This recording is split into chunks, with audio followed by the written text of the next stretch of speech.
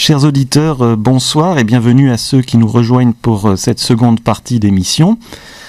Donc pour cette seconde partie, nous allons traiter un sujet d'actualité puisque nous allons parler du Liban et plus particulièrement de la crise libanaise qui n'en finit plus, puisque cette crise a été mise un peu, hélas, sur le devant de la scène suite à l'explosion du port de Beyrouth il y a quelques semaines. En fait, elle ne date pas d'aujourd'hui, hélas, puisque ça fait une bonne année maintenant qu'il y a une crise très très vive au Liban, qui est une crise protéiforme avec différents aspects que nous verrons ensemble ce soir, et puis nous essayerons de voir quelles sont les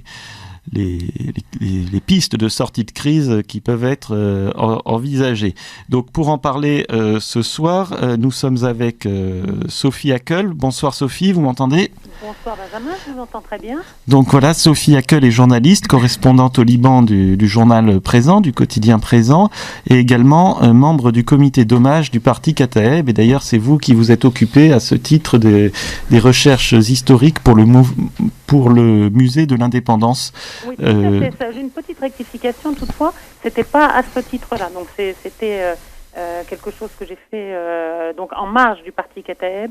Bien que le musée de l'indépendance soit un projet soutenu par le président Amin Gemayel, mais je voulais simplement dire, voilà, ce n'est pas en tant que conseiller du comité d'hommage du parti, c'est en tant que moi-même et ma participation à l'effort général pour essayer de mettre en avant l'histoire du Liban et la culture libanaise qui nous est si chère. Alors voilà, merci Sophie. Nous avons également par téléphone Charles de Meyer, donc que je ne présente plus, donc président de SOS Chrétiens d'Orient et qui était au Liban cet été, juste après l'explosion. Bonsoir Charles. Bonsoir Benjamin, c'est un plaisir de retrouver les auditeurs de Radio Courtoisie. Et de visu, dans le studio, en face de moi, j'ai Elie Haddad. Bonsoir Elie Haddad, et vous êtes président du Parti Courant Patriotique Libre en France. Voilà, donc le parti du président libanais. Qu'il a fondé lui-même. Voilà, qu'il a fondé. Et puis Michel Fayad.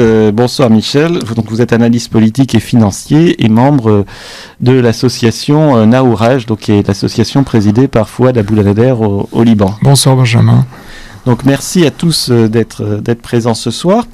Donc comme je le disais en introduction, si cette crise a été un peu mise sous les feux de la rampe des médias internationaux par l'explosion du port, je crois c'est un peu court de parler que de cette explosion, parce qu'en fait la crise dure depuis un bon moment. Alors ça ne veut pas de la faire remonter à un an, ça ne veut pas dire qu'avant tout allait bien, mais en fait il y a eu différents événements qui ont mis en lumière l'état problématique du pays, du Liban, depuis un an. Alors, j'en peux en relever quelques-uns, mais j'imagine que les uns et les autres, vous aurez des choses à ajouter ou à contredire.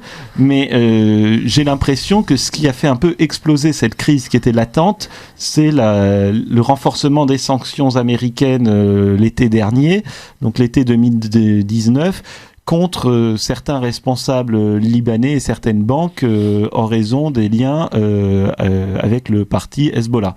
Et alors vous m'arrêtez si vous n'êtes pas d'accord. Et suite à ça, on a vu une crise bancaire qui a explosé, donc avec les banques qui ont petit à petit restreint les retraits, notamment en dollars, alors que l'économie libanaise est fortement dollarisée, et donc ça a amplifié la crise économique qui était déjà là depuis un bon moment.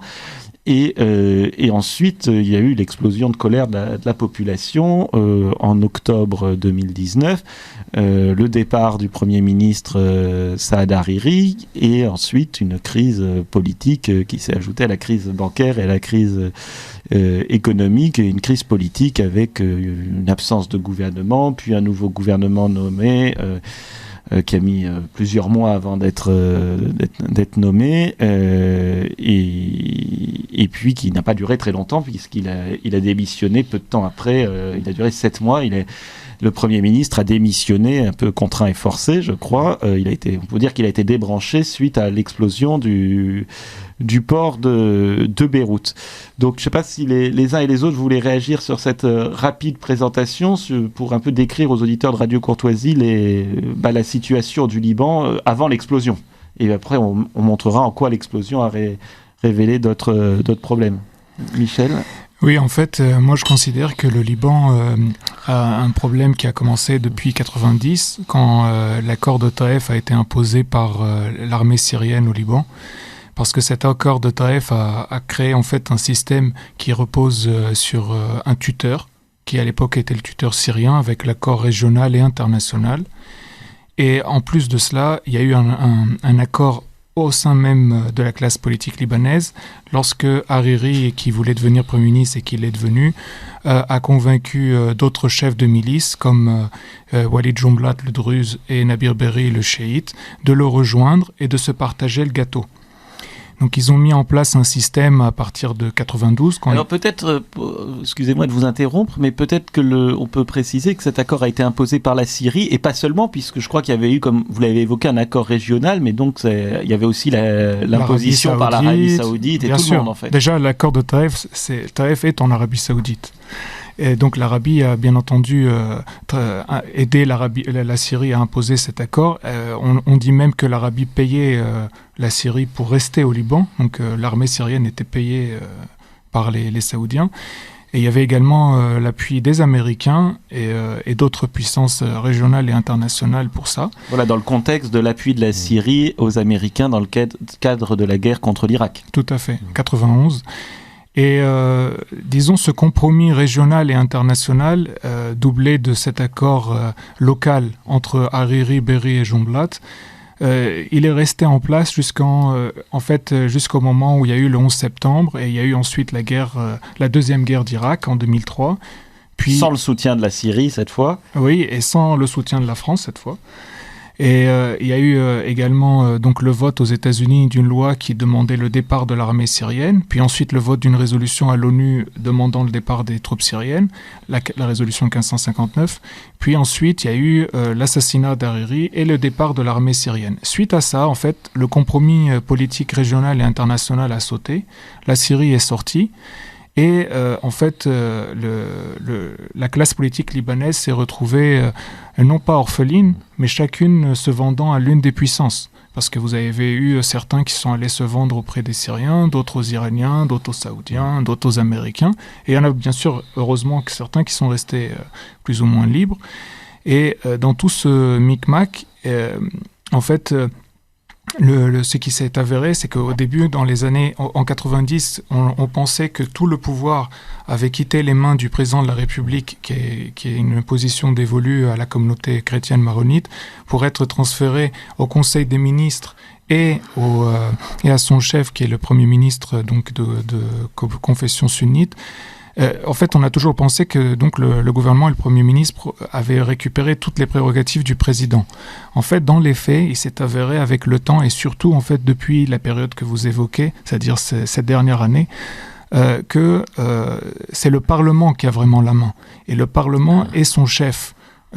Nabir Berri, dont on a évoqué auparavant, donc le fait qu'il ait été allié de Hariri et de Jumblat dès 90-92 pour mettre sa main mise sur le pouvoir. Donc... Et alors on le voit ça, avant de donner la parole aux autres intervenants qui sûrement voudront réagir, on le voit ça avec une question de durée. C'est-à-dire que le président libanais, il est élu pour 6 ans, mais à la fin de son mandat, le Liban est resté plusieurs années sans président. Le Premier ministre, une fois qu'il a démissionné, s'il n'a plus de majorité, on peut rester pendant des mois et des mois sans Premier ministre. Tandis que le Parlement, une fois qu'il est au terme de son mandat, il peut se renouveler. Les députés restent en place. Et on a vu un Parlement qui était élu pour 4 ans et qui est resté pratiquement 9 ans. Et surtout son président qui reste en place. Et son président, bien sûr. Et donc on voit... Ça montre la surpuissance finalement des parlementaires et donc des partis qui dirigent ce Parlement. En fait, je vais vous juste, après je donnerai la parole bien sûr, mais je vais vous donner juste des éléments clés de cette puissance du Parlement et de son chef, Nabir Berri. C'est que en fait, le président de la République auparavant avait le droit de dissoudre le Parlement. Ce droit est passé soi-disant au gouvernement. Et en fait, lorsque Hassan Diab, le Premier ministre démissionnaire, a dit qu'il allait dissoudre le Parlement, enfin que le Conseil des ministres allait dissoudre le Parlement... Il a été débranché immédiatement. Mais justement, Nabir Berri lui a dit « Ah, dans ce cas, soit lundi tu démissionnes, soit jeudi je te fais sauter via le vote de confiance. » Alors il a démissionné. Donc ça montre bien que le pouvoir de dissolution n'existe plus vraiment. C'est le Parlement et son chef qui décident. On a vu également donc le président est élu par le Parlement. On a vu également que c'est le Parlement qui décide de l'ordre du jour. Quand les ministres, et on l'a vu avec ce dernier gouvernement, chaque fois qu'ils voulaient présenter un projet, Berri le mettait ou ne le mettait pas à l'ordre du jour, ou le mettait à la fin. Bref, il y a un grand nombre de lois qui ont même pas été présentées au Parlement. Je parle par exemple de la loi sur le consommateur, la loi sur le contrôle des capitaux, la loi sur l'indépendance de la justice. Ces projets de loi sont prêts et Berri les a bloqués. Pire encore, le ministre des Finances, c'est son ancien conseiller.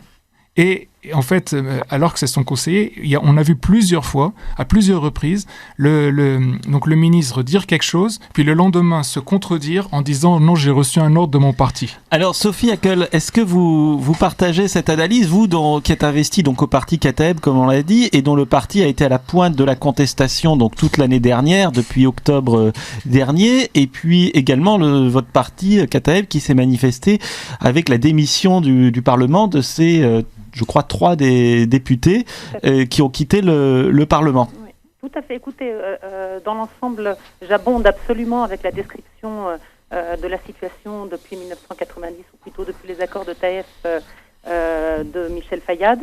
Moi, je fais un petit plan peut-être moins détaillé pour le rendre peut-être plus accessible à des gens moins spécialistes.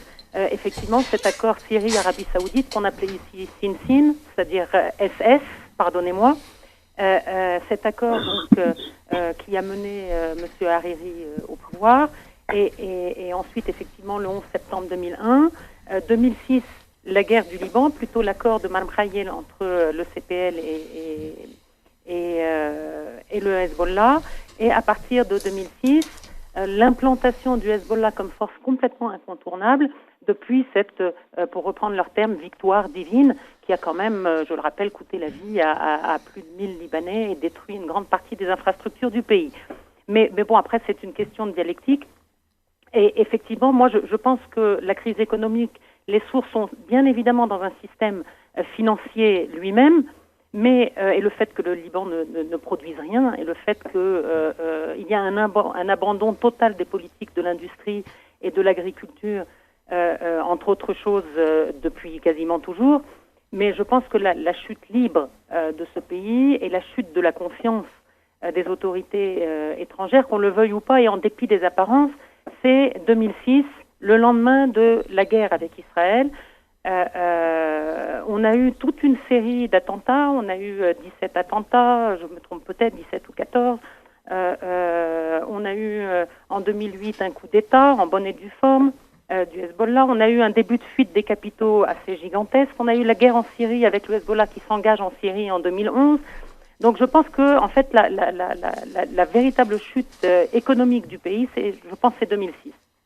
Voilà, au lendemain de la guerre, et l'installation solide et très ancrée du Hezbollah dans la vie politique et dans les rouages des institutions politiques du Liban, on a commencé notre descente aux enfers qui n'est pas prête de terminer, mais c'est encore un sujet dont nous débattrons tout à l'heure. Alors, Elie Haddad, on a vu Michel Fayad qui nous parlait comme grand responsable de Nabir Berri, donc le président du Parlement et du parti Amal, qui est un parti chiite. Sophie Hackel, qui elle pointe plutôt le Hezbollah, qui est l'autre parti chiite. Et vous qui êtes responsable, donc qui êtes investi au parti Courant Patriotique Libre, donc je rappelle fondé par le président de la République libanaise, Michel Aoun. Est-ce que vous partagez ces analyses ? En écoutant Madame Hackel, je constate qu'elle qui disait qu'elle voulait simplifier les propos de Michel Fayad, elle nous a amené complètement ailleurs, nulle part, comme si quelque part elle dédouanait le Taïf de la cause, parce que ça a commencé effectivement en 92. 2006, ce n'est que la conséquence de 92. Tout ce qui s'est passé après, ce n'est que à cause de cet accord de Taïf qui a été fait de cette façon-là et qui a amené à ces conséquences-là. C'est pas 2006 la cause, c'est que la conséquence. Et c'était une des conséquences d'ailleurs, il y a eu une suite. Je suis tout à fait d'accord avec l'analyse de mon ami Michel. Juste, je vais essayer de mon côté de simplifier, de dire que les chefs de guerre sont tous devenus chefs de paix, en fin de compte. Et c'est ça qui n'a pas marché dans ce système-là, dans cet accord. Le général Aoun, qui était Premier ministre à ce moment-là, il a refusé catégoriquement l'accord pour deux raisons. Pour des raisons internes, et pour des raisons régionaux, notamment en rapport avec la présence syrienne, l'occupation syrienne au Liban. Parce que, comme disait Michel aussi, cet accord a été taillé sur mesure pour les Syriens, qu'ils puissent rester sur place et qu'ils soient le maître à bord. Oui, mais alors plus récemment, parce que je crois que tout le monde est d'accord pour condamner Taïf. Donc juste que donc l'accord de Taïf était très mauvais, mais aussi la façon dont ils ont utilisé cet accord, parce que quand même cet accord stipulait qu'il fallait arriver à un pays laïque. M. Berry n'a jamais voulu mettre en place ce comité-là, par exemple. Cet accord-là n'a jamais dit qu'il fallait qu'il reste en place 30 ans. Alors moi, je ne dédouane personne dans cette histoire-là. Je ne suis pas là pour défendre ni l'un ni l'autre, mais il faut retracer les choses logiquement. Donc Taïf a donné 96, aussi on oublie 96, la première guerre israélienne contre le Liban, qui a après été retentée en 2006. L'accord de Saint-Michel, comme l'a parlé Madame Hakel, comme si c'était la cause de 2006, de la guerre de 2006. C'est vraiment désolant d'entendre ça. Au contraire, c'est peut-être ça qui a protégé le Liban, parce que la guerre contre le Hezbollah était déjà décidée, parce qu'on avait essayé de finir avec le Hezbollah d'autres moyens. Mais le Hezbollah, comme l'a dit, je ne veux pas dire plus que le président Macron, en fin de compte, et je ne suis pas là pour parler du Hezbollah, mais c'est un constat. Est-ce qu'on peut se séparer d'une des constituantes de la société libanaise? C'est ça ce qui a été voulu à ce moment-là. Donc l'accord était juste pour sauver cette société libanaise des déflagrations internes. Comme le dit le général Aoun, il dit 100 ans de guerre avec l'étranger et pas un jour de guerre à l'intérieur. Et ça, c'est vraiment crucial et vital pour le Liban. Après, cet accord-là a donné une bulle. Ces gens-là qui ont pris en main le pouvoir, ces chefs de paix qui sont collectés ensemble, les trois qu'a cité Michel, mais d'autres aussi, des acolytes, mais les trois principaux sont effectivement Hariri, Berry et Jumblat. Ils ont créé un système d'accaparation du pouvoir et d'accaparation des moyens financiers du pays. Ils ont créé une bulle.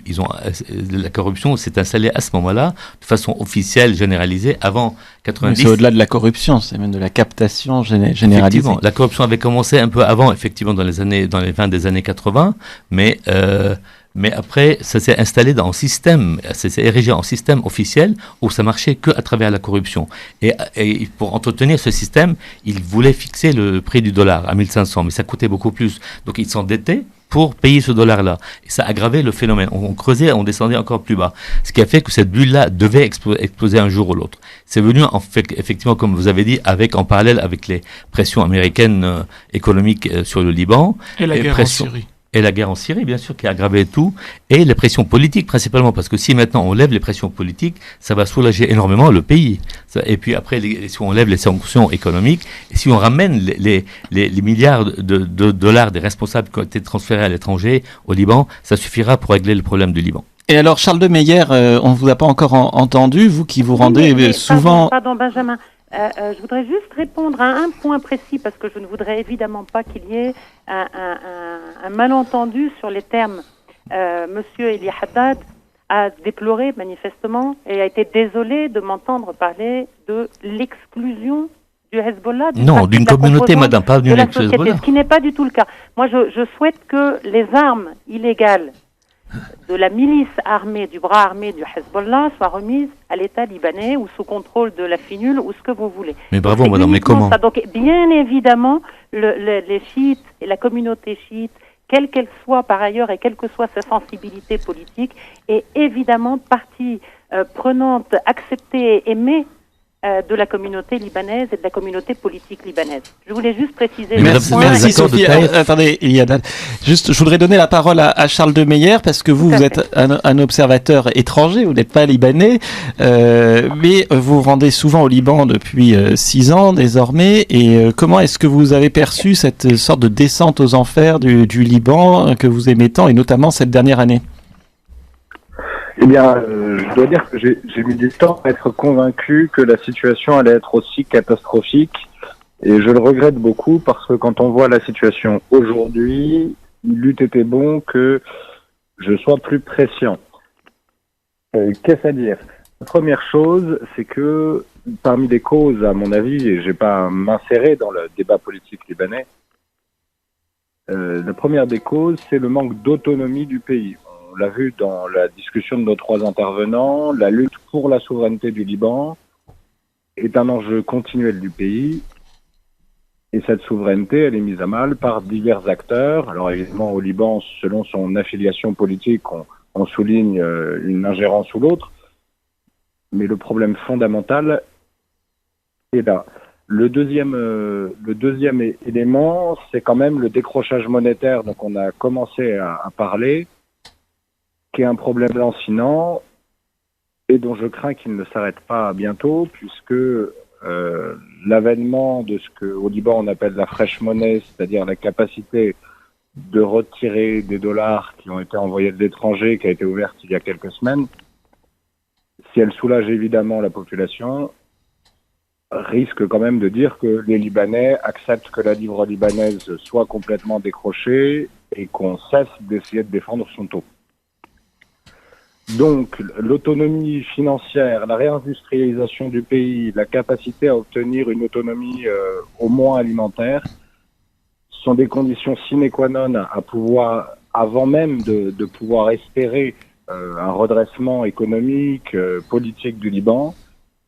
Et je crois que c'est fondamentalement ça la question qui occupe tout le monde. Alors, chacun de nos interlocuteurs, avec leurs orientations, apporte ses solutions, mais le problème du Liban, c'est quand même principalement cette capacité à s'inscrire dans la durée parce que sa souveraineté sera reconnue à la fois d'un point de vue politique, géopolitique et économique.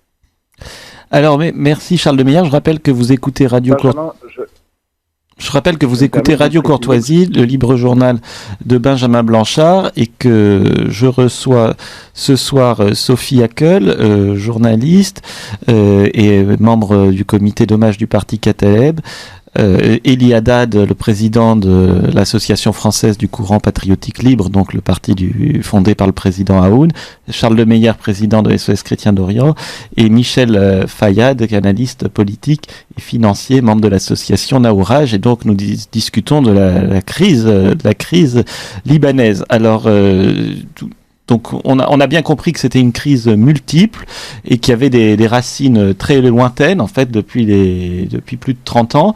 Qu'est-ce que alors je souhaite pas tellement rentrer sur les causes de l'explosion parce que je crois que elles sont peu connues, on ne peut que se perdre en hypothèses et que, hélas, je crains que, comme souvent dans ce genre de choses, dans 30 ans, on ne sache toujours pas qui, quoi, comment, parce que c'est le genre de choses que généralement, on ne finit jamais par savoir parce que ça reste soit mystérieux, soit caché, je ne sais pas. Mais ce qui m'intéresse, c'est vraiment ce que cette explosion a révélé, que ce soit aux yeux de la population libanaise, qu'aux yeux des voisins proches ou lointains. Alors, qui veut réagir en premier ? Je crois tout le monde. Alors, Sophie Hackel, allez-y, honneur aux dames. Non, je crois que de toute évidence, cette explosion a essentiellement mis en avant l'incurie totale et absolue des institutions, des autorités, du gouvernement, de Dieu sait qui, de toute personne en charge du plus haut niveau jusqu'au plus bas de l'échelle. Enfin, c'est quand même hallucinant que pendant tant d'années, de telles quantités d'explosifs, peu importe que ce soit des feux d'artifice ou des armes de guerre, peu importe, mais soit placés et laissés sans aucune surveillance, sans aucune mesure de sécurité, ni technique, ni chimique, ni militaire, finalement au hasard des choses et au hasard de la vie. Et on a vu que ça a dévasté la ville de Beyrouth, avec évidemment un nombre de morts extraordinaires, avec un nombre de blessés affolant, un nombre de disparus complètement affolant. Hier, on a encore découvert 4 tonnes d'explosifs dans le hangar numéro 9 de Beyrouth. Donc ça veut dire que, je crois que c'est le point essentiel, ça veut dire qu'il y a une lacune totale dans l'échelle des responsabilités de ce pays. Il y a eu un lâcher-prise. Alors à quel moment exactement, je pense qu'on pourra en discuter, mais il y a un véritable lâcher-prise, il y a une course contre la montre je pense aujourd'hui, à qui mieux va essayer de s'en sortir tout au moins le plus honorablement possible, en tout cas avec le moins de dégâts financiers possible de cette situation. Mais donc le peuple libanais manifestement passe strictement en dernier et la société libanaise s'en rend compte, d'où une colère noire qui est en train de gronder de plus en plus à partir et qui s'élève des gravats de Beyrouth. Et je crois que c'est quelque chose qui va devoir être très rapidement pris en compte, parce qu'en dépit de toutes les bonnes volontés, cette colère ne va pas s'arrêter là. Et on doit apporter des réponses, et on doit commencer, non pas par désigner des boucs émissaires, mais par réellement faire justice. Il n'y aura pas de paix au Liban à partir du 4 août s'il n'y a pas un minimum de justice. Alors, c'est mon avis. Alors, juste en complément, pour préciser que si jamais il s'agit bien de nitrate d'ammonium qui a explosé, et c'est pas du tout pour minimiser cette terrible explosion qui a eu lieu au Liban, il faut rappeler que, hélas, c'est quelque chose qui se produit assez régulièrement. Alors, pour les auditeurs de Radio Courtoisie, je peux rappeler quelques explosions majeures. En 1921, une ville entière, à Opao, en Allemagne, avait été pratiquement rasée. Il y avait plus de 5000 tonnes de nitrate d'ammonium qui avait explosé dans une usine BASF. On a eu un cargo français qui avait explosé à Texas City avec 2300 tonnes en 47. Quelques mois plus tard, à Brest, la ville avait été complètement dévastée. Là aussi, plus de 2000 tonnes qui avaient explosé. Il y a eu l'usine de Toulouse, AZF, en 2001.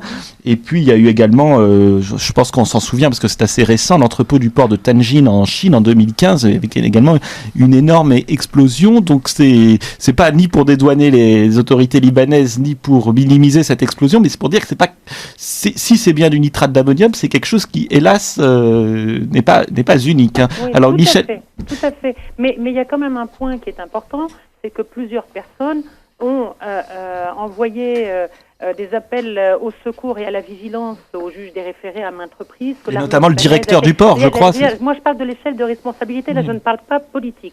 Je parle d'une échelle de responsabilité civile. Aujourd'hui, si vous êtes rive au volant et que vous tuez quelqu'un, vous allez en prison pendant 5 ans et vous n'avez plus de permis de conduire. Donc là, on est en train de parler même civilement. La responsabilité civile, il y a une prise de risque qui a été prise vis-à-vis de la population libanaise. Voilà, c'était mon point, je tenais à préciser cette remarque. Merci Sophie. Michel Fayad. Moi je veux dire que lorsqu'on voit un port partout dans le monde, et le port de Beyrouth est l'un d'entre eux, on considère que la première des responsabilités, ça va à la direction du port. Or, de la direction du port depuis 1992, on revient à ce qu'on disait tout à l'heure, elle est confiée au courant du futur de la famille Hariri. La direction du port est toujours, depuis 92, entre les mains du courant du futur. Ça, c'est un premier point. Le deuxième point, c'est le ministère du Transport, qui est en fait l'autorité de tutelle du port. Le ministère du Transport, de 90 à 2020, donc en 30 ans, il a été pendant 26 ans sous le contrôle du Parti socialiste progressiste de Walid Jumblat. Donc, il faut parler les choses telles qu'elles sont. Et pareil, la contrebande qui est au port, elle est essentiellement faite par Nabir Berri et le Hezbollah, c'est vrai. Mais la direction du port, la responsabilité du port, elle va au courant du futur. Et la responsabilité ministérielle, pendant 26 ans, c'est celle du Parti socialiste progressiste de Jumblat. Donc, moi, je pense qu'il faut quand même qu'on dise les choses telles qu'elles sont. C'est-à-dire qui est responsable de quoi. En France, s'il y avait une explosion de ce type, et on dirait que voilà, c'est le responsable, c'est ce port, et le responsable, c'est ce ministre. Mais au Liban, puisque le port est dirigé par le même mouvement depuis 28 ans, et le ministère... Une confession, quelque part même. Oui, voilà. Et le ministère... Le ministère est entre les mains d'un autre parti, d'une autre confession, mais qui sont alliés, en fait, qui se partagent les rôles.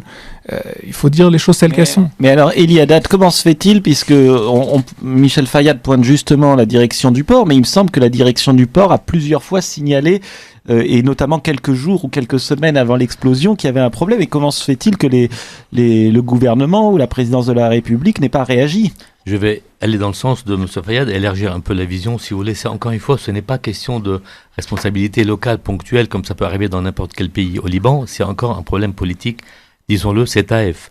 Taïeb qui a été fait et utilisé un système basé sur le clientélisme et le confessionnalisme. C'est comme ça que ces gens-là ont pu rester au pouvoir pendant toutes ces années-là, que ce soit la famille Hariri ou Berry, etc., parce qu'ils sont les défenseurs, l'un des sunnites, l'autre des chiites, etc., des druzes. Malheureusement, les chrétiens n'avaient pas de pouvoir du tout à ce moment-là.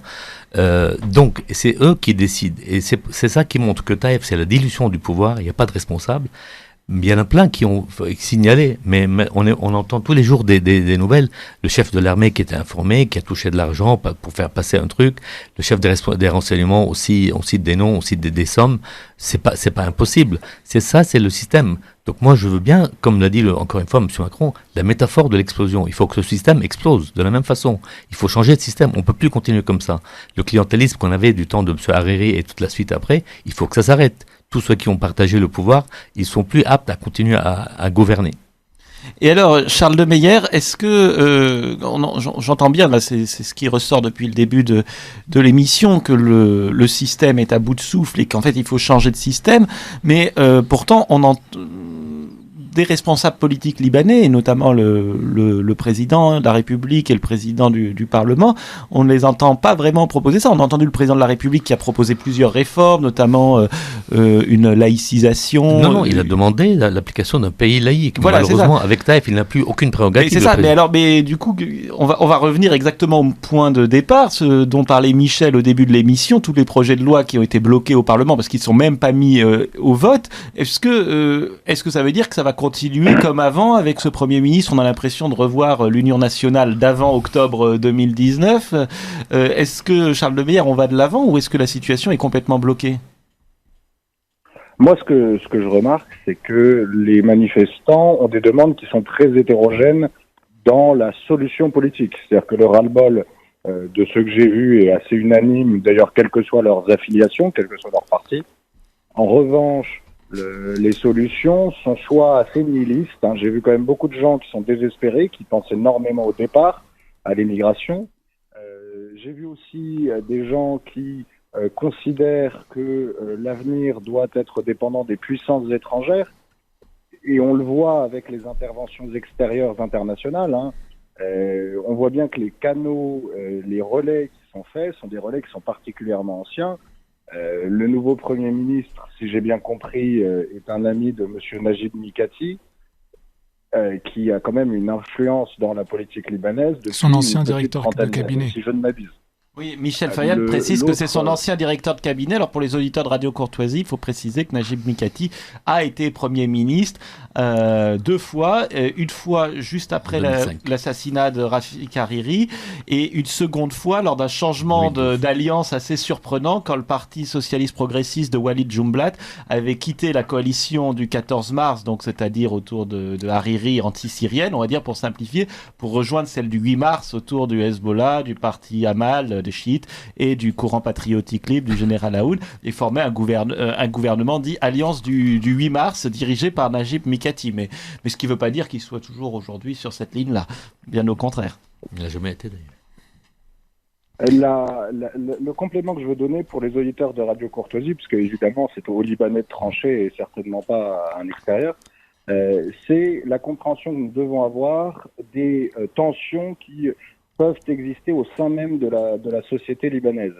Essayer d'y transposer immédiatement, sans adaptation locale, sans adaptation constitutionnelle, un système de démocratie libérale dont on voit toutes les limites et tous les soufflements d'une certaine manière dans l'Europe de l'Ouest avec la montée des contestations populistes, etc., risque tout de même de poser un certain nombre de problèmes d'acceptation de la vie sociale. Et il ne faudrait pas, qu'en voulant faire progresser bien légitimement les constitutions libanaises et les organisations politiques libanaises, on avive des tensions au sein de la société et on risque, ce qui est le premier risque de toute organisation politique, c'est de dissoudre le tissu social pour avoir voulu parfaire l'organisation politique. Et ça, c'est quelque chose que je veux souligner, car dans les demandes, dans les expressions politiques des manifestants que j'ai rencontrés, il y avait parfois, au-delà du nihilisme de certains, un jusque-boutisme qui peut être effrayant et qui était présent dans toutes les tendances politiques. Alors, merci Charles de Meyer. Est-ce que, c'est parce que c'est aussi quelque chose que j'ai entendu, je trouve que j'étais au Liban au tout début de la contestation en octobre 2019, et la fin du confessionnalisme et l'établissement d'un état civil non religieux, etc., était un argument qui revient souvent chez les manifestants et également dans la classe politique. Mais est-ce que finalement, ça ne serait pas une sorte de cache-sexe pour camoufler peut-être les vrais problèmes, parce que je ne suis pas sûr que le confessionnalisme soit le seul problème. Si demain on abolit le système confessionnel, mais que le système clanique perdure, que les interférences sur la souveraineté du Liban par les pays voisins ou parfois plus éloignés se poursuit, est-ce que ça changerait quelque chose, ou est-ce qu'au contraire ça serait pas pire avec la prise de pouvoir de ceux qui sont majoritaires au détriment de ceux qui sont devenus moins nombreux depuis les accords de Taïf, c'est-à-dire notamment les différentes communautés chrétiennes. Elie Haddad. Vous avez raison de vous poser cette question-là, parce que c'est pas la seule, c'est une solution. Si on regarde aujourd'hui, elle est un peu abstraite. Il n'y a pas moyen, il n'y a pas un levier de l'imposer à la classe politique actuellement. Donc, si vous voulez, moi je pense que le confessionnalisme est lié au clanisme actuellement au Liban. Si vous essayez de libérer le Liban du confessionnalisme, on va libérer du clanisme en même temps. Mais ça ne suffira pas. Je pense qu'il faut commencer, la première étape, c'est lutter contre la corruption, mais une vraie lutte contre la corruption. Et une vraie mise de noir sur blanc des chiffres, des voleurs, des corrupteurs, si vous voulez. Et là, on a une chance de commencer actuellement avec le forensic audit qu'ils vont essayer de faire actuellement, l'audit juridique comptable de la situation au Liban, à commencer par la Banque du Liban, pour mettre au clair comment l'argent a pu être volé comme ça, ainsi du pays. Ça, c'est un levier à faire. Deuxième levier, c'est un levier politique. Effectivement, on peut se poser la question, qu'est-ce qui va faire que ça va changer actuellement ? Juridiquement parlant, légalement parlant, constitutionnellement parlant, on n'a aucun levier à imposer à M. Berry et à M. Hariri de changer de système, d'accepter le système laïque séculaire. C'est pas possible, c'est leur fonds de commerce. Ils vont pas accepter volontairement cette histoire-là, et il n'y a aucun moyen de leur imposer ça. On avait espéré que les manifestants dans la rue vont constituer ce levier qui va imposer, et même le président de la République les a exhortés pour qu'ils puissent l'aider, qu'ils se manifestent, qu'ils mettent la pression dans les rues, dans l'ordre bien sûr public. Mais c'est un peu l'idée de départ de la fondation du CPL d'ailleurs. Absolument, mais même pas que l'idée. Toute notre vie, c'était une action basée sur les manifestations. Et le général savait, quand il a été élu président, que le président n'a pas des prérogatives. Il a essayé de changer des choses. Il a lutté contre le Taïf. Ça n'a pas marché pendant les années d'exil. Il s'est opposé à Taïf pendant qu'il était au Liban depuis 2005. Ça n'a pas marché. Il a dit, le chrétien au pouvoir, il faut que le chrétien fort soit le représentant des chrétiens, parce qu'il y avait aussi d'autres priorités dans la région. Donc il est devenu président, mais il savait qu'il ne pouvait pas lutter.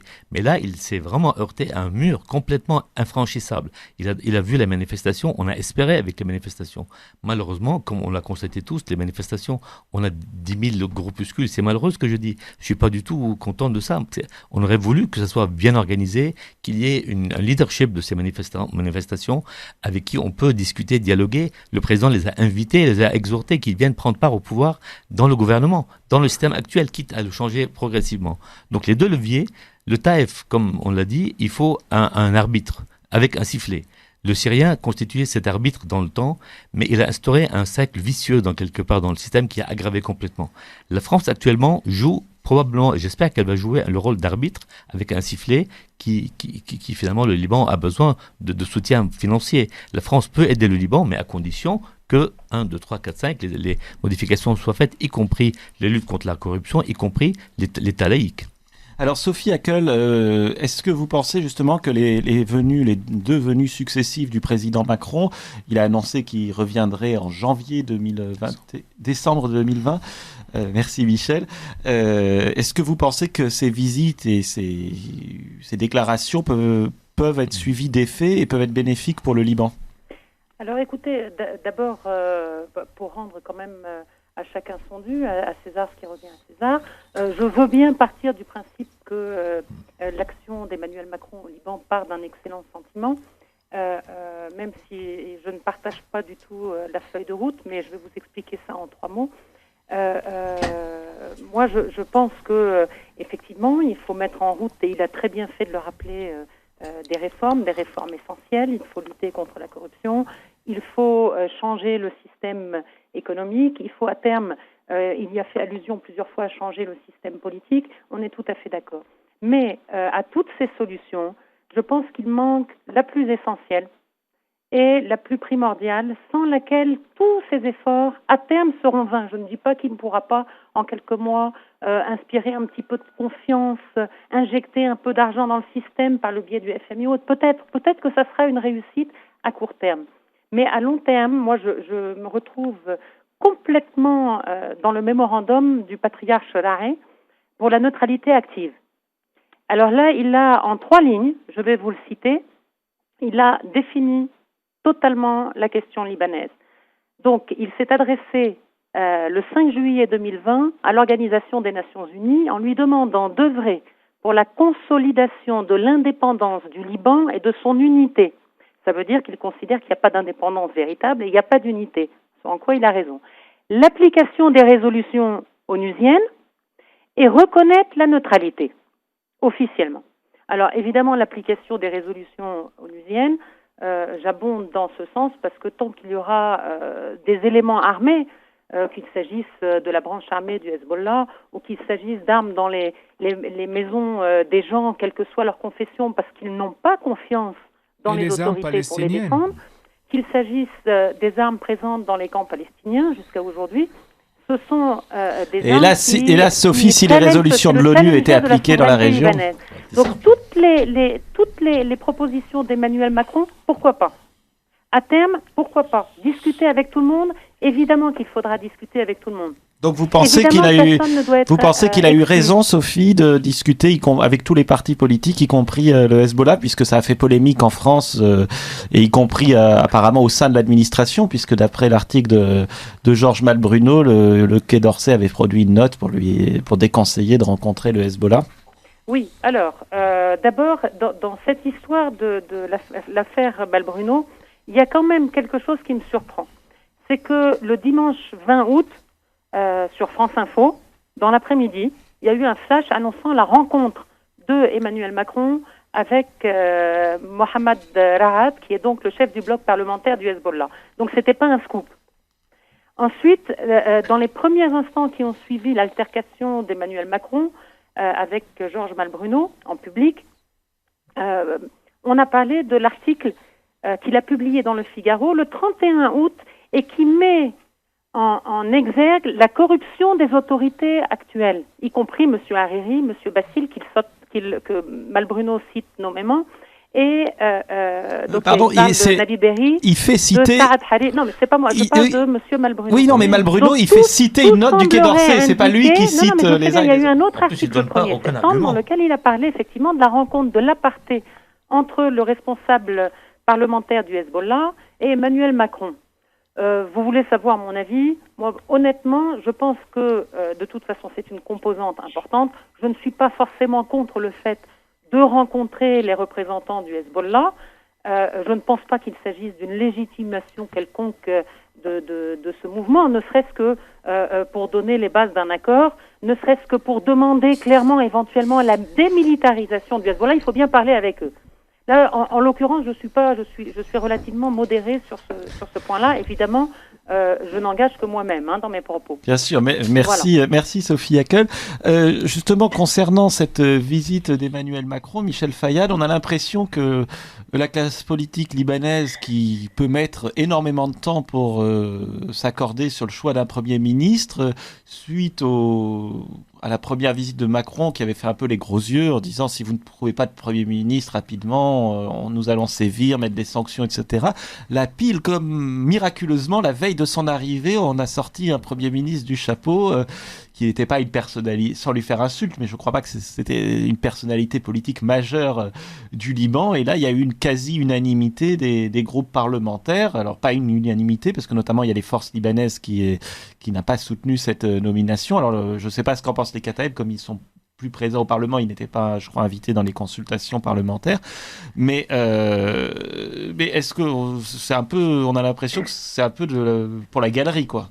si vous me pardonnez l'expression. Cette nomination d'un Premier ministre, on a l'impression que c'est purement pour la forme, pour faire plaisir à la visite du président français, et que, en fait, c'est passé pour que rien ne change.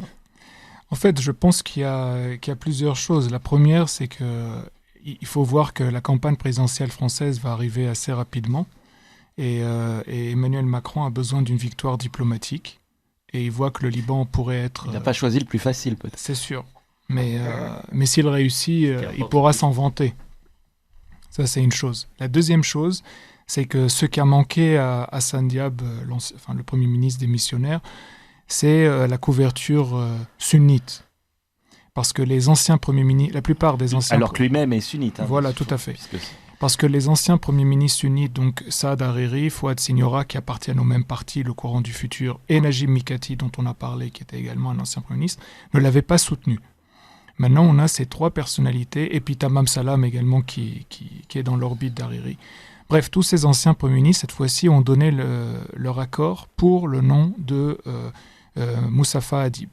Donc Moustapha Hadib vient quand même avec une pression française, comme je dis, parce qu'Emmanuel Macron veut une victoire diplomatique, avec un accord sunnite, parce que les anciens premiers ministres sunnites l'ont accepté. Et il y a également une pression financière, parce que en fait, Hariri et le camp de l'opposition a longtemps rêvé d'une possibilité que les Arabes puissent, comme d'habitude, venir mettre de l'argent au Liban. Mais ça ne peut plus venir parce qu'aujourd'hui, les Arabes ont besoin eux-mêmes d'argent. Quand on parle des Arabes, c'est surtout les pays du Golfe. Les pays du Golfe. Parce que là, par exemple, l'Arabie Saoudite, à la suite de l'épidémie du coronavirus, a quand même multiplié par 3 sa TVA. Ils sont passés à 15% TVA. Le pétrole a baissé. Le pétrole a baissé. Ils ont un budget qui ne tient pas, un déficit record. Ils sont en train de toucher à leurs propres réserves. Bref. Et puis il y a les différends entre Hariri et Mohammed Ben Salman. Enfin, les pays du Golfe ne sont plus intéressés vraiment à mettre de l'argent au Liban. Donc il y a ce côté-là. Maintenant, j'ouvre une parenthèse par rapport à ce qui a été discuté juste avant. Le Hezbollah lui-même, il faut bien se rappeler que l'accord de Taïf prévoyait que le Hezbollah reste armé. Et les résolutions de l'ONU, à chaque fois, répètent, et c'est ça la contradiction, qu'il faut respecter l'accord de Taïf. Mais l'accord de Taïf, qui a été imposé par la communauté internationale, comme je dis, et imposé par les puissances régionales, dit que les milices qui combattent l'État d'Israël, enfin l'État, ils disent, qui occupe la Palestine, a le droit de rester armé. Donc en fait, il y a quand même cette contradiction-là qui est même dans l'accord de Taïf. Et sur le principe de la laïcité, quand vous disiez que ça peut être que ça peut mettre en danger les chrétiens, en fait, il y a une chose très importante sur laquelle tous les partis... Notamment au Parlement. Puisqu'actuellement, on a une répartition des sièges 50-50 au niveau des sièges parlementaires entre chrétiens et musulmans, toutes communautés confondues. Clairement, si on s'en tient à la démographie à l'intérieur du Liban, je ne parle pas des citoyens libanais, parce qu'il y a les Libanais de l'étranger. Qui ont le droit de vote. Et je crois que ça, c'est assez récent. C'est là, peut-être un des points positifs du mandat du président. Pardon ? Il prévoit de créer un Sénat qui remplace un peu c'est l'Assemblée où il y a les confessions. Parité. Voilà.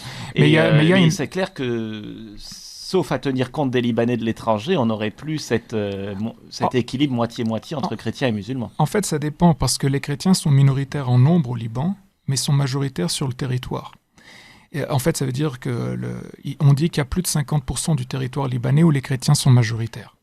Donc en fait, si on divise le Liban en circonscriptions comme en France, ce qu'on appelle la circonscription uninominale, c'est-à-dire où en fait les gens n'élisent qu'un seul député, on peut assurer aux chrétiens la moitié du Parlement.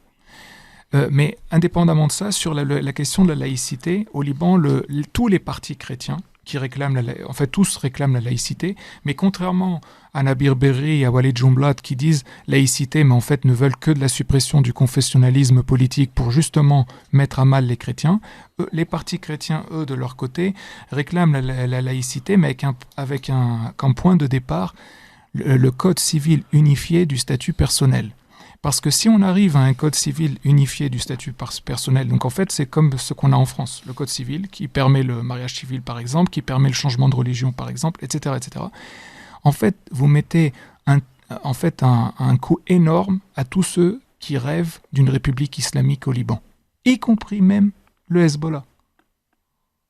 Donc c'est quand même une avancée importante pour les chrétiens d'en arriver à la laïcité. Alors tout ce qu'on entend autour de cette table, je pense qu'il y a un accord unanime, y compris ce que vient de développer Michel Fayad, c'est une remise en cause des accords de Taïf. Mais Charles de Meyer, si j'ai bien compris quand on discutait, quand vous étiez au Liban ou à votre retour, on a l'impression que les tensions sont extrêmement vives sur place. Est-ce que toute remise en cause de ces accords ne risque-t-elle pas de provoquer des tensions armées, en fait, des risques de guerre civile? En tout cas, ce que j'ai souligné, c'est que beaucoup des manifestants que je croisais sortaient d'un certain politiquement correct libanais, et pour une fois, sans volonté de critiquer le terme politiquement correct, une sorte d'expression civique plus polie sur les autres communautés, sur autrui. Là, pour le coup, j'ai entendu des discours que je n'entendais pas il y a encore 6 mois, 1 an. Ou même un rapport humain, c'est-à-dire que jusque-là, on avait une exaspération qui était sensible vis-à-vis des réfugiés syriens qui sont un poids écrasant pour les infrastructures, l'économie et la vie du Liban. Là, je voyais des sentiments de volonté quasiment d'exclusion, une volonté vraiment de régler le problème, sinon, avec un sous-entendu, sinon on le réglera nous-mêmes, pour être tout à fait transparent. Cette situation, elle est tout de même explosive. Il faut y faire attention parce que un pays désuni, marqué par de grandes manifestations, avec des manifestants qui ont quand même pris, certes quelques heures, mais pris quand même des ministères, une monnaie très attaquée et ça ne va pas cher et ça ne va pas continuer, des échéances au Fonds monétaire international qui ne pourront pas être assumées. Tout ça. Si on n'était pas dans un monde aussi morcelé, c'est exactement la situation que les amateurs de raids financiers et de déstabilisation régionale peuvent utiliser. Et malgré tout ça, alors Charles de Meyer, on connaît votre tropisme pour les questions économiques, mais malgré tout ça, le gouverneur de la Banque centrale libanaise reste insubmersible, puisque les premiers ministres passent, mais lui, c'est comme le président du Parlement, il semble inamovible. Depuis la même année, 92-93, ils sont tous là. Voilà, monsieur Salamé. Insubmersible, mais visiblement, il est sous contrôle international, puisque si j'ai bien compris, on lui a mis des cabinets d'audit financiers pour vérifier ses actions. Évidemment, une partie des torts et du mal qui arrive au Liban vient de la désorganisation et propre à la société libanaise elle-même. Il ne faut pas leur dédouaner, justement, parce qu'elle doit trouver sa voie pour revenir. Mais cette situation économique, évidemment, elle vient d'un décrochage de la confiance. Il apparaît comme très intéressant également de regarder quels ont été les mouvements financiers, qui a accompagné cette attaque contre la livre libanaise, contre les banques libanaises, et ça préexiste largement. Et je crois que ça, c'est un travail de presse et d'information du grand public que malheureusement les correspondants internationaux des médias français ne s'empressent pas de faire. Mais on ne vise pas Sophie Hackel, on ne vise pas Sophie Hackel. Non, excusez-moi, je vous entends mal, ça grésille un petit peu. Le papier. J'ai pas entendu la dernière phrase, ça grésille un petit peu. Alors Charles, est-ce que vous pouvez répéter sur le travail que doivent faire les correspondants de presse internationaux? Je pense que cette analyse des mouvements financiers concernant notamment la livre libanaise doivent être faits et rapidement expliqués au grand public, notamment en France et en Europe, car c'est important pour percevoir l'évolution de la situation et j'imagine que ça intéresserait au premier titre les Libanais eux-mêmes.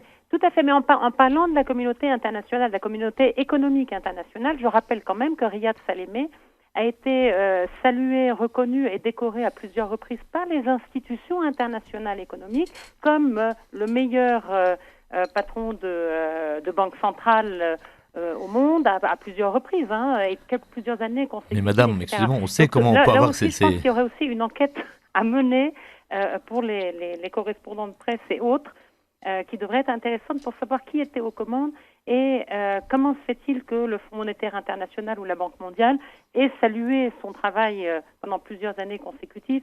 Il y a beaucoup de questions qui se posent. Et je rajouterais aussi, il faut peut-être faire des enquêtes, comment on peut avoir des récompenses internationales de cette sorte-là. Je pense qu'il y a un vrai travail à faire à ce niveau-là, comment on peut avoir ces récompenses. C'est vraiment bizarre. Je suis tout à fait d'accord. Et je confirme que c'est pas du tout une façon classique pour récompenser quelqu'un et pour reconnaître ses qualités quand on voit le résultat de ce qu'il a fait sur le terrain. Tout à fait. Voilà. Tout à fait. Donc on va pas se couvrir avec ces résultats avec les récompenses. Voilà. Et je pense qu'il est entouré de plus en plus maintenant le monsieur Salamé dans cette histoire. Je voulais juste dire deux choses que vous avez citées. D'abord, le compte démographique, c'est important. Mais il faut se rappeler aussi que monsieur Hariri, quand il a vendu, entre guillemets, l'accord de Taïf aux chrétiens, alors que les chrétiens majoritaires étaient contre lui, notamment le général Aoun, il leur a dit, à partir de maintenant, on ne compte plus. On ne compte plus. Ça veut dire qu'on s'en fout de la démographie. Oui, il n'y a pas eu de recensement depuis. Non, recensement même encore plus ancien, 1932 le recensement.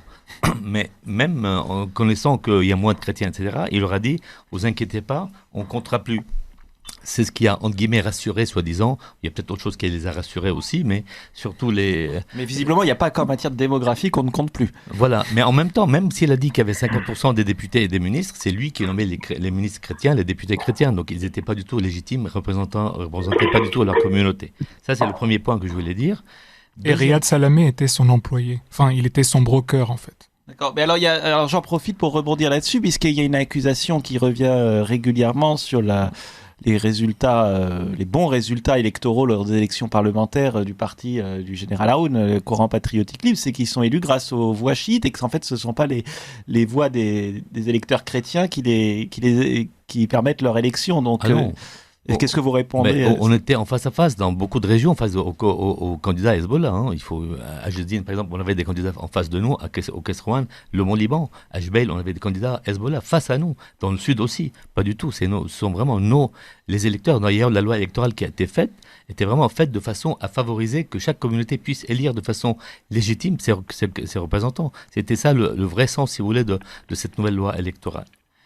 Un deuxième point, je voulais citer, vous avez parlé de la guerre civile, mais vous avez tout à fait raison aussi, parce que quand vous luttez contre la corruption, et vous devez vous retrouver face à un chef ancien milicien qui est devenu responsable dans le pouvoir, qui se protège avec sa communauté, qui est prêt à tout casser dans le pays. Et quand il y en a plusieurs. Et quand il y en a plusieurs, quand ils prennent leur motocycle, ils vont partout menacer dans les cœurs des quartiers chrétiens, il est normal aussi qu'on comprenne que la lutte contre la corruption a besoin de soutien de la population, qui n'est pas venu malheureusement, soutien des pays étrangers, parce qu'il faut avancer. Pourquoi vous dites ce soutien de la population n'est pas venu? Vous faites référence aux tentatives du gouvernement d'Hassane Diab? Non, je fais allusion au fait que malheureusement les manifestants n'ont pas pu constituer ce parti politique, cette puissance politique, cette force politique qui peut imposer, qui peut changer. Si vous voyez, il y a 200-300 groupuscules, chacun a son chef, ils sont pas d'accord sur toutes les révolutions internationales. Il faut un leadership, il faut un agenda, on savoir ce qu'on veut, et un cadre, on le sait. Et j'ajouterais, et toutes les révolutions, c'est ce que j'avais appris en tout cas à Sciences Po dans mes cours d'histoire, c'est que pour qu'une révolution fonctionne, il faut un problème de chef de l'État, voilà, un chef qui tangue, une crise, mais aussi un soutien international, parce que c'est très rare, voire inexistant, des révolutions qui aboutissent sans un soutien de l'extérieur. Mais M.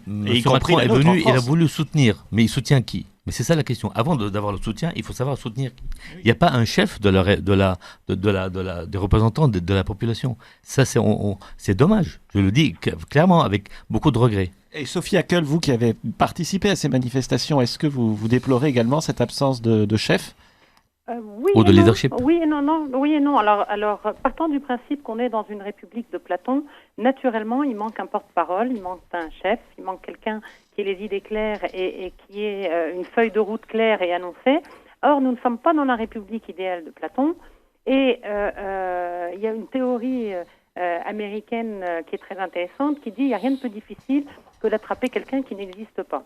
Or, je pense que la démocratie à la libanaise a encore beaucoup de progrès à faire, naturellement, au niveau notamment des droits de l'homme, au niveau de la sécurité des manifestants, au niveau de la sécurité des opposants. On sait que beaucoup sont morts, dont le dernier il y a à peine quelques années, il y a 6 ou 7 ans, Mohamed Chatah a été assassiné, qui était pressenti pour être Premier ministre, mais c'est une autre affaire. Donc je veux dire, il n'y a pas vraiment cette sécurité de l'opposant qui lui permet de se mettre en avant et de dire, voilà, l'interlocuteur, c'est moi.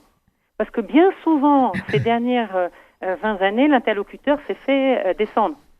Donc c'est aussi une sécurité et c'est aussi peut-être ce qui peut permettre à ces manifestants d'abord d'avancer pas à pas pour unifier leur voix, parce qu'effectivement, politiquement et idéologiquement, ce sont des gens qui viennent d'horizons très différents. Et pour ne pas dire évidemment aussi confessionnellement. Mais donc, alors du coup, manifester pourquoi ? Ce que le Liban n'a pas pu faire en 100 ans, on ne peut pas exiger de ces gens-là qu'ils le fassent en à peine un an. Enfin, je veux dire, le 17 octobre... mais du coup, Sophie Hakel, est-ce qu'il y a des gens qui... Donc il faut donner un peu du temps au temps, mais je tiens quand même à souligner qu'effectivement, il y va aussi, c'est aussi une question de sécurité. Mais alors, vous dites... oui, mais c'est très bien qu'il y ait d'horizons différents, mais est-ce qu'il y a quelque chose qui unit tous ces manifestants ? Parce que c'est bien beau de venir d'horizons très différents, mais est-ce qu'il y a quelque chose qui pourrait les mettre d'accord ? Naturellement. D'abord, la lutte, cette exigence de transparence et de justice, dont je parlais tout à l'heure, je disais quels que soient les efforts de M. Macron, sincères ou non, peu importe, les Libanais veulent que justice soit faite. Ils ne veulent plus d'impunité, ils ne veulent plus de corruption, ils ne veulent plus de gens qui aient des passe-droits, ils veulent pouvoir travailler, vivre, élever leurs enfants dans la dignité. C'est pas très compliqué, et ça, c'est un cri qui est commun à toute la révolution, du nord au sud, de l'est à l'ouest, chez les Druzes, chez les sunnites, chez les chiites, chez les chrétiens proches du parti de M. Aoun, comme chez les chrétiens plutôt proches de M. Jaja ou de M. Gemayel. Donc ça, c'est un point commun et c'est un tronc commun. Et je pense que ce tronc commun, adossé sur la demande de neutralité telle que présentée par le patriarche Sanari, oui, ça peut donner un beau jour naissance à un mouvement, naissance à un chef. Est-ce que je dois rappeler que le rassemblement de Cornet Cherwan, Monsieur Toufik Hindi, à l'époque, a passé 2 ans dans les prisons du régime syrien au Liban. Enfin, je veux dire, donc oui, effectivement, on aurait voulu qu'il y ait plus de liberté, qu'il y ait plus de liberté politique, qu'il y ait plus de liberté pour les journalistes. Ce n'est pas forcément le cas. On sait que le Liban aujourd'hui vit un cauchemar et un bras de fer absolument terrifiant, qui est politique, qui est économique, qui est social, duquel dépendra sans doute l'avenir de ce pays, et le risque est grand. Voilà. Et l'expérience a montré que ce ne sont pas des paroles en l'air, malheureusement. Michel Fayad. Donc oui, la corruption, c'est le problème. Après la neutralité, effectivement, c'est la corruption.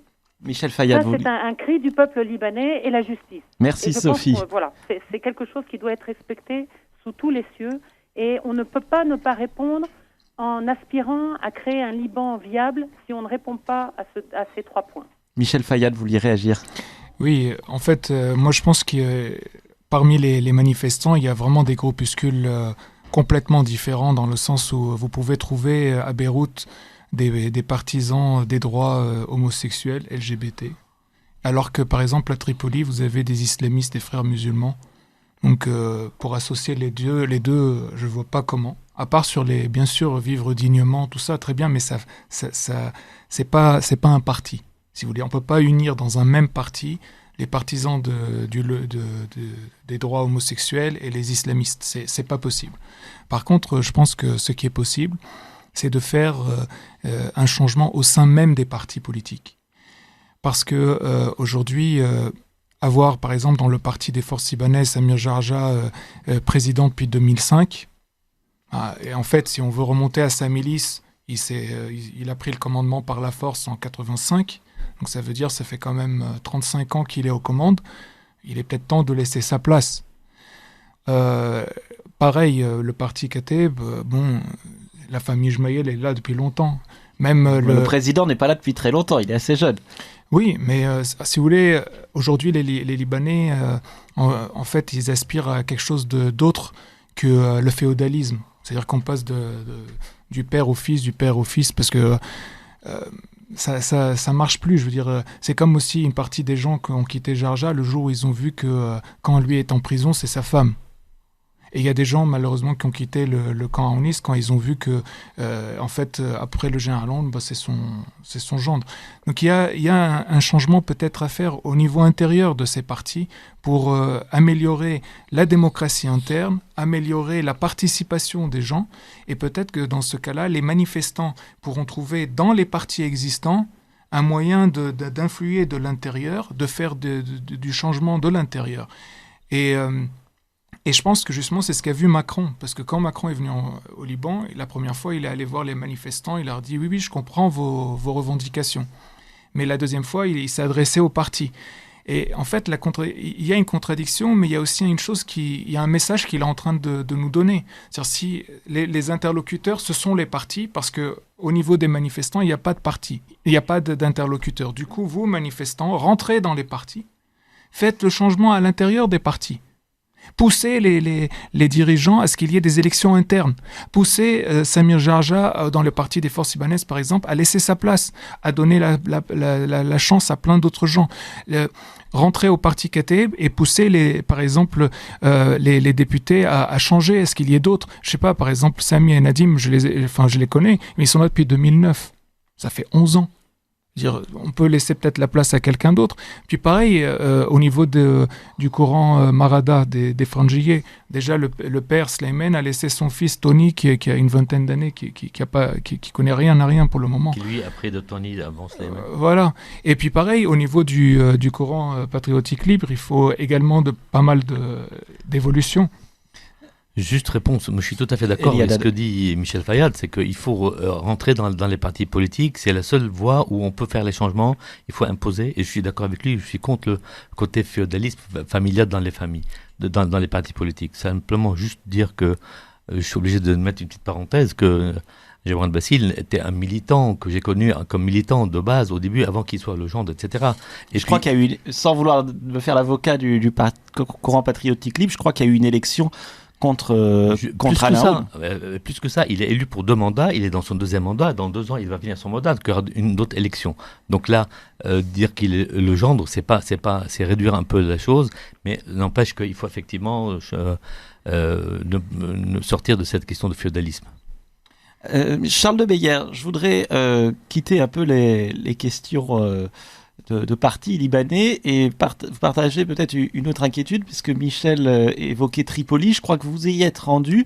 Alors, on sait on a beaucoup parlé des influences régionales sur le Liban, la Syrie. L'Iran, on n'a pas tellement prononcé le nom, mais tout le monde y pense, sans en parler. Et, bien sûr, l'Arabie Saoudite, mais est-ce qu'on n'est pas en train de voir l'apparition d'un nouvel acteur, notamment à Tripoli, avec la Turquie, et qui ne manquerait pas d'inquiéter? La Turquie qui a notamment un intérêt favorable, parce que si la situation économique est terrible à Beyrouth, ce que j'ai vu à Tripoli est particulièrement inquiétant. Alors inquiétant dans l'ensemble de la ville, mais même dans le quartier chrétien de Milia. Je crois que c'est une ancienne ville qui a été un peu absorbée par Tripoli, pour ne pas dire de bêtises. La situation socio-économique est dramatique, avec des familles anciennement de la classe moyenne qui nous disent qu'elles n'ont pas mangé de viande depuis 1 mois et demi, 2 mois, des vraies situations de tension socio-économique. Donc évidemment, la Turquie, qui on le sait, aime beaucoup cette partie du nord du Liban, essaye d'avoir de l'influence dans la Qatar notamment, et puis même au-delà dans la partie syrienne au-dessus, est très dangereuse. Elle est d'autant plus dangereuse qu'elle cherche par tous les moyens à maîtriser cette zone maritime pour augmenter la pression sur Chypre. Donc, immense attention. Et peut-être aussi pour les forages, puisqu'on sait que maintenant c'est un grand terrain de jeu pour les forages en hydrocarbures. Oui, immense terrain de jeu, puisque la Turquie fait partie de ces acteurs régionaux qui sont membres de l'organisation du traité de l'Atlantique Nord, reçoivent des subsides énormes de l'Union européenne et peuvent à peu près faire ce qu'elles veulent sans avoir de remontrances internationales et évidemment pas d'intervention pour s'assurer militairement et sécuritairement qu'elle cesse cette influence. Je crois qu'il faut en outre ajouter que le vide appelle à un remplissage de l'espace, et Michel Fayad le précisait très justement, alors que les pays arabes se désinvestissent un petit peu du Liban, La volonté de reconquérir face aux Arabes l'influence dans cette partie du monde, on le sait que ce sont les Ottomans ou les néo-Ottomans qui ensuite essayent de l'adopter. Donc évidemment, la Turquie, à la fois pour des questions de politique extérieure, intérieure, est un acteur de plus en plus dangereux. Ça nous amène à un autre point, c'est, je crois, et même si je ne fais pas partie exactement de ses amis politiques, on peut se féliciter des actions au cours de ces mois de juillet et d'août d'Emmanuel Macron dans la région.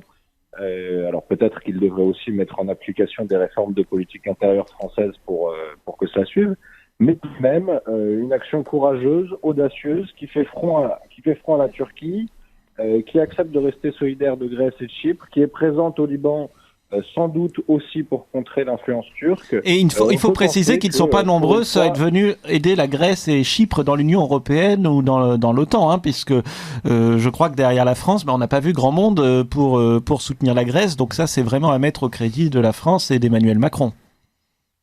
Ce n'est pas à vous que j'apprendrai, cher Benjamin Blanchard, que les Turcs ont un allié au XXe siècle qui s'appelle l'Allemagne, et ça continue au XXIe visiblement, puisque au sein de l'Union européenne, les défenseurs, les avocats de la Turquie continuent à être les Allemands et qui ont largement critiqué, alors en langage diplomatique évidemment, mais les interventions d'Emmanuel Macron. Oui, c'était assez remarquable. Madame Merkel a appelé au calme la Grèce, la France et la Turquie.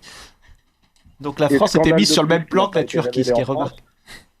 Scandale de plus qui n'a pas été révélé en France. Angela Merkel a réussi à faire que pour le changement de chef de délégation de l'Union européenne dans la Turquie, je vous le donne en mille, c'est l'ancien ambassadeur d'Allemagne en France qui a été désigné.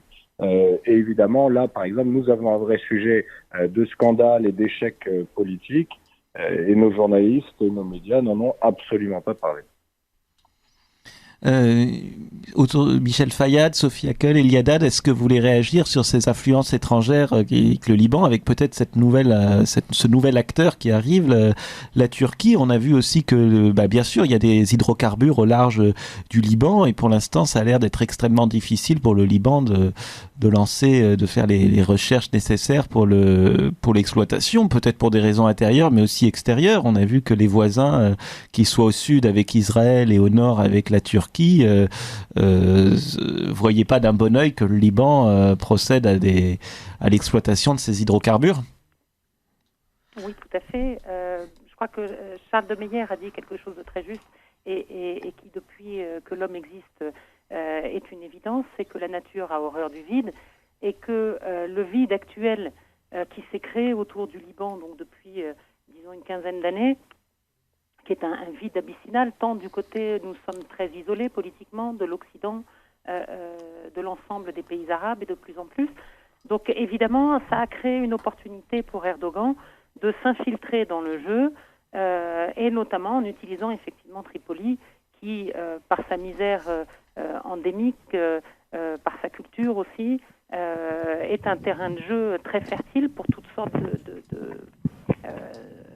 de Machiavel politiques et religieux qui n'auront pas de difficulté à s'attacher les services et la fidélité de populations qui, finalement, n'ont vu du Liban qu'un abandon de l'État libanais, qu'un abandon en Tripoli. On peut dire qu'en dépit du fait que de nombreux premiers ministres aient été issus de Tripoli, Tripoli est maintenue dans une misère noire, d'une misère au niveau des infrastructures, une misère au niveau des services, une misère il y a encore quelques semaines ou un mois ou deux, un bébé de 7 mois ou de 8 mois est mort à l'hôpital alors qu'il était juste il avait besoin d'un petit peu d'oxygène, il avait besoin d'un masque à oxygène. Donc il y a des choses qui ne sont pas permises humainement et M. Erdogan évidemment va mettre ça à profit. Alors effectivement, quand on sait que il y a des explorations pétrolières qui ont eu lieu, alors on ne sait pas trop. Moi j'ai regardé un petit peu les résultats. Pour l'instant c'est très aléatoire. Je pense que c'est plutôt une carte géopolitique actuelle dans un Moyen-Orient qui bouge énormément. Mais je ne pense pas que le Liban soit le nouveau Venezuela ou la nouvelle Arabie Saoudite ou le nouveau Qatar. Merci Sophie. Alors Elie Haddad, mais c'est plus une carte géopolitique effectivement qui va s'appuyer sur un vide effectif. Et c'est un des points forts de la politique de Macron, c'est que, profitant probablement du fait que Trump soit en pleine campagne électorale et qu'il ait plus ou moins une carte blanche pendant 3 mois, il a mis à profit, et assez intelligemment, je dois le dire, ces 3 mois libres devant lui pour se réinstaller et réimposer la France dans le jeu du Moyen-Orient. Alors, il nous reste quelques minutes. Je voulais juste rebondir sur un mot que vous avez dit. C'est un nouveau joueur dans la région. C'est pas du tout un nouveau joueur. Ça fait un moment qu'il monte en puissance. C'était prévisible, malheureusement, le poids qu'il constitue actuellement. À travers ce qu'il a fait à l'intérieur de la Turquie, c'était prévisible qu'il montait en charge, qu'il voulait reprendre les idées de l'ancienne des Empires ottomans. Et au niveau de la région, il avait commencé à installer ses pions en Syrie. Avec l'annexion du nord de la Syrie, c'est lui qui gérait tous les congrès de l'opposition syrienne. C'est lui qui manipulait tout le monde. C'est en Turquie qu'étaient installés les opposants syriens. Au Liban, on sait tout ce qu'il a fait avec les extrémistes qui étaient installés dans les montagnes libanaises. Donc c'est dommage qu'on ne s'est pas réveillé avant face à ce phénomène qui monte. Michel Fayad, là il nous reste 2 minutes avant la fin de cette émission et après on parlera avec Charles de Meyer et notre chef de mission au Liban, Jean-Rémy Ménaud, de ce qu'on essaye de faire avec SOS Chrétiens d'Orient ces dernières semaines pour quelques minutes. Mais concrètement, dans les semaines qui arrivent, qu'est-ce que vous espérez pour le Liban qui puisse, ou qu'est-ce que vous pensez réellement qu'il puisse advenir, quoi?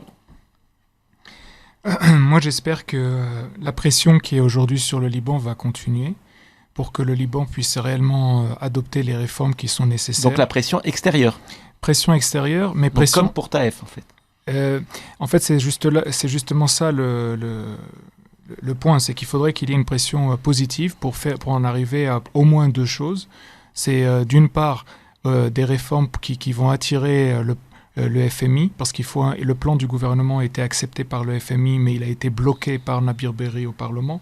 Donc il faut que ce plan soit accepté. Je rappelle que il y a 93 milliards de dollars de dette au Liban, mais 65 milliards de dollars qui ont été versés en dividendes aux propriétaires de banques. Donc et la majorité de la dette est envers des banques libanaises, c'est ça? Justement. Donc, quand vous avez 65 milliards de dividendes et vous avez 93 milliards de dettes, vous pouvez leur demander de contribuer en partie. C'est la moindre des choses vis-à-vis des déposants. Ensuite, l'autre point, c'est ce qu'a dit Sophie, c'est la neutralité. Et cette neutralité doit être positive comme le sultanat d'Oman. Parce que le sultanat d'Oman a une neutralité positive qui lui permet d'être proche à la fois des États-Unis et de l'Iran. Une neutralité permanente et une neutralité reconnue et garantie internationalement, comme c'est le cas pour le Turkménistan ou le Cambodge. Donc une fois qu'on arrivera à cette neutralité, une fois qu'on arrivera à ces réformes pour attirer le FMI, pour avoir du fresh money, comme disait Sophie tout à l'heure, et en faisant également l'audit jury comptable, comme disait Elie, qui est nécessaire au niveau de la Banque centrale, au niveau de tout l'État. Il faudra également faire une décentralisation parce que le Liban est l'un des derniers pays au monde qui est complètement centralisé. Tout est sur Beyrouth. Il n'y a aucune décentralisation et il n'y a aucun pays développé qui n'est pas décentralisé. Et également, bien sûr, ce qu'on a dit tout à l'heure, le Code civil unifié pour justement mettre un terme définitif à tout risque de république islamique au Liban. Je pense qu'avec tout ça, le Liban s'en sortira et j'espère que ce sera le cas. Merci beaucoup à tous pour votre participation. Merci Sophie, merci Michel, merci Elie. Charles de Meyer, donc vous étiez au Liban en août, juste après l'explosion, quelques jours après. Quels sont, et puis nous avons Jean-Rémy Ménaud donc au bout du fil depuis le Liban, quels sont les axes de l'action de SOS Chrétiens d'Orient, donc suite à l'explosion au Liban et à Beyrouth plus particulièrement? Chrétiens d'Orient a pu bénéficier de son implantation de longue date et donc d'une certaine facilité à se mettre en lien avec les acteurs concernés. SOS Chrétiens d'Orient a affiné sa réponse de manière à pouvoir la présenter sur les 3 points qui lui paraissent les plus urgents. Premier point, la réhabilitation, la reconstruction, ensuite aux dégâts de l'explosion, des programmes de distribution alimentaire qui seront donc agrémentés de réhabilitation de ce qui a été détruit dans les appartements. Jean-Rémy Menot pourra vous présenter la chose plus en détail. Deuxième point, c'est évidemment la santé. Le quartier de la Quarantaine, dans lequel SOS Chrétien d'Orient est très investi, a largement été endommagé par l'explosion du port de Beyrouth le 4 août dernier. Nous avons signé, c'est fait, un transfert, donc pas simplement un projet, mais un transfert de fonds de l'ordre de $200 000 pour participer à la reconstruction des urgences pédiatriques de l'hôpital de la Quarantaine, tenu brillamment par le docteur Sassi, que nous connaissons bien. Et enfin, le troisième élément qui est très très important pour nous, c'est que nous continuons à aider dans le Liban des périphéries. Nous aidons dans le Liban des périphéries, notamment avec l'association Naouraj, dont Michel Fayad, notre précédent interlocuteur, est membre. Et nous y avons aidé notamment à travers le financement d'écoles qui vont pouvoir se concentrer sur le maintien d'un enseignement, d'une éducation chrétienne aux périphéries du Liban. Jean-Rémy Menot, vous nous entendez ? Oui. Voilà. Alors, vous avez découvert le Liban dans des conditions un peu particulières parce que vous êtes avec SOS Chrétien d'Orient depuis un moment, mais vous aviez été en Syrie volontaire, puis chef de mission en Égypte, puis en Irak. Et en fait, vous étiez là pour quelques semaines pour remplacer le chef de mission qui était en vacances et vous avez vécu des moments assez intenses et je crois que vous n'avez pas chômé. Est-ce que, en complément de ce que vient de dire Charles de Meyer, vous pouvez nous en dire un peu plus sur votre quotidien, le quotidien des volontaires qui sont avec vous ? Bonjour. En effet, le quotidien des volontaires en ce moment est assez chargé depuis un mois maintenant que l'explosion a eu lieu, quasiment heure pour heure au moment où on se parle.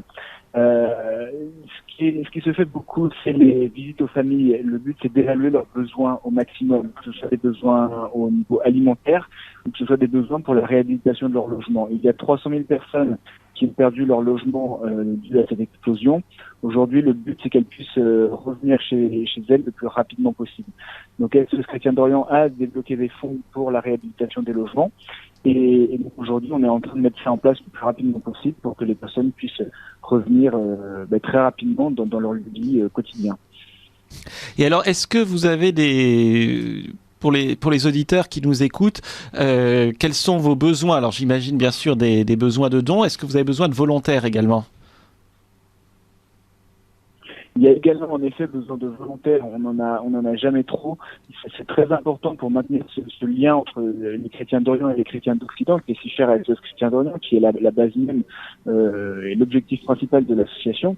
Et donc pour ça, en effet, on a besoin de bénévoles, de volontaires qui viennent sur le terrain, qui viennent rencontrer ces personnes qui sont dans le besoin, qui viennent donner de leur temps pour une cause qui est très importante, surtout aujourd'hui, avec cette explosion qui a eu lieu il y a un mois, il y a vraiment de l'urgence, des besoins urgents, et tous les volontaires qui seront prêts à partir sur le terrain, que ce soit pour un mois, que ce soit 2 mois ou un an, ils seront les bienvenus, on les accueillera avec grand plaisir et ils se sentiront très utiles dans les actions que l'on mène au quotidien.